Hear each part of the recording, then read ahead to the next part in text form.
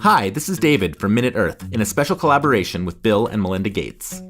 The human brain is a frustrating thing. On the one hand, it has the analytical power to do the science to develop the tests and treatments and vaccines we need to stop COVID. On the other hand, it's often irrational and makes us think and act in ways that helps the virus spread. Here are 4 of those cognitive biases that have made the pandemic worse.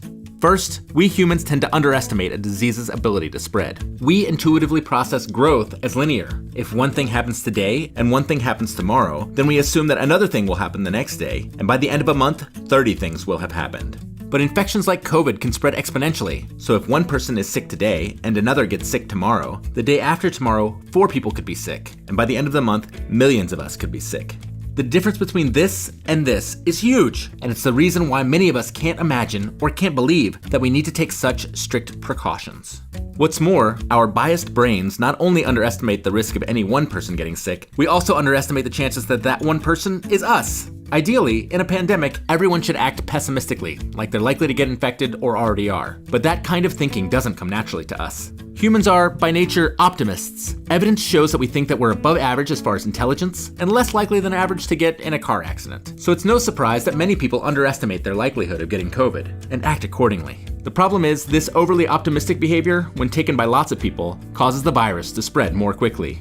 We humans also have a bias against our future selves. We're generally able to take stock of things and decide that temporary inconveniences, like steering clear of each other, outweigh temporary pleasures, like, well, not steering clear of each other, because the inconveniences can help stop the pandemic sooner. But in the moment, our brain's desire for instant gratification means that we sometimes justify doing what we want, even if that screws over future us. And finally, we humans don't like being told what not to do. When we hear, especially from an authority, "Don't see your family," or "Don't leave your house without a mask," the primitive parts of our brains sense a threat. We get mad and become more likely to do the opposite, even when we know the guidelines will help limit the spread of the disease. This effect is especially strong in places where me is valued over we.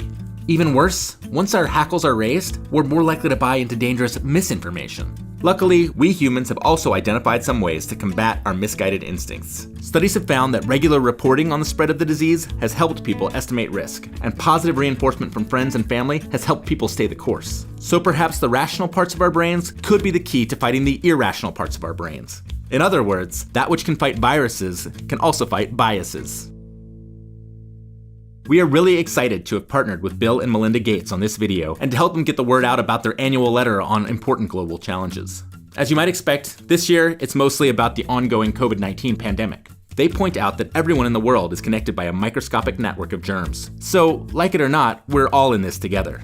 In addition to discussing how we can mitigate some of the worst fallout from this pandemic through equitable vaccine distribution and a huge investment in getting stalled educational opportunities back on track, they also dig into how we can prevent the next pandemic. That includes a global alert system that can quickly spot new threats, mega diagnostic platforms that can test 20% of the world's population every week, and improved monoclonal antibody treatments and vaccines that can be rapidly deployed around the world. Check it out at gatesletter.com or by clicking the link in the description. Thanks.